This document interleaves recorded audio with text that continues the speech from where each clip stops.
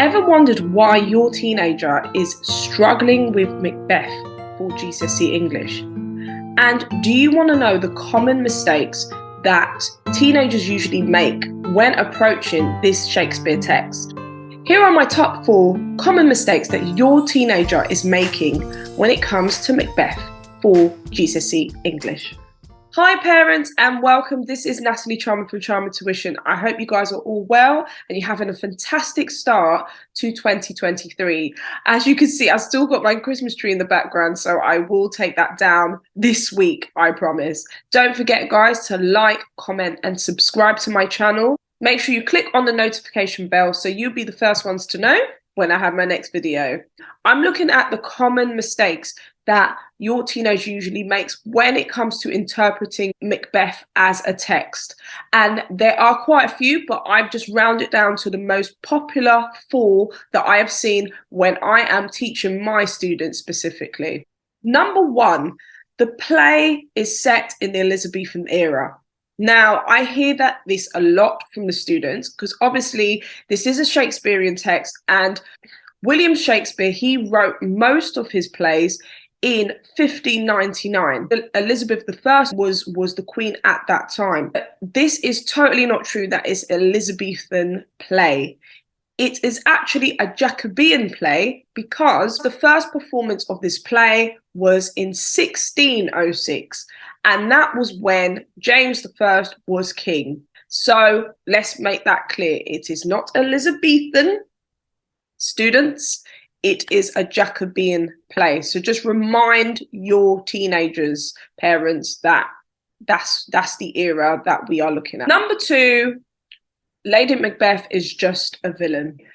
Lady Macbeth does come across as a very evil character, but there is vulnerabilities when it comes to Lady Macbeth, and she's not a complete villain. Just remind your teenagers that Lady Macbeth didn't even have the strength and didn't have the courage to be able to kill King Duncan in the first place. And she actually said that, you know, that King Duncan reminds her of her own father. So that's why she couldn't go ahead with killing King Duncan. So that shows a little bit of a conscience somewhere, of a good conscience somewhere with Lady Macbeth, a little bit of guilt and a little bit of guilt that she may have. And also when Macbeth starts getting more power and moving up the ranks, then she gets really concerned with his tyrannical behavior. Number 3, a lot of students think, oh, the play it just ends happily because of the fact that Macbeth is killed by Macduff, and you know, he gets his just desserts, and then Malcolm's reign as king is restored. Now it's not like that.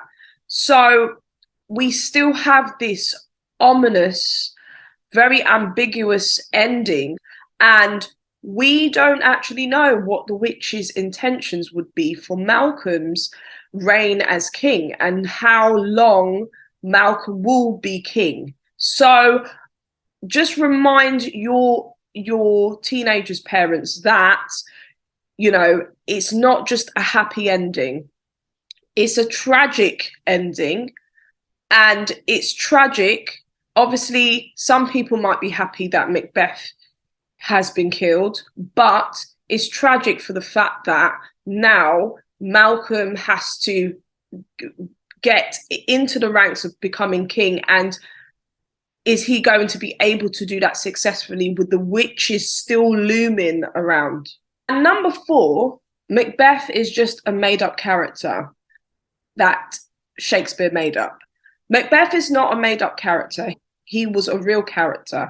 And the difference is, when it comes to the whole supernatural elements, that was put into the play by William Shakespeare because he was using those influences of James I and the 2 books that he did write on how to identify a witch. So he wrote 2 books based on that. So that's what William Shakespeare used to kind of incorporate a real Macbeth character, but kind of put a lot of fictional elements into the play.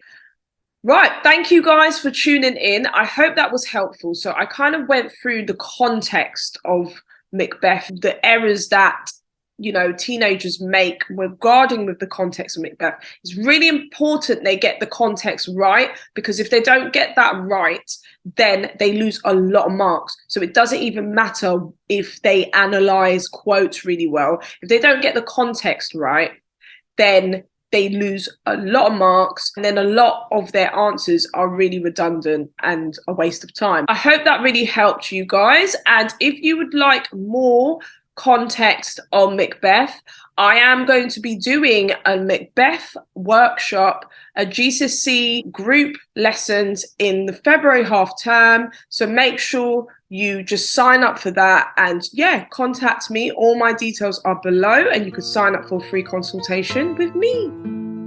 Thank you guys, and remember, reach your full potential with confidence. Don't forget to like, comment and subscribe to my channel, and just comment down below if this was really helpful to you, or do you know any other common mistakes that teenagers make with Macbeth for GCSE English?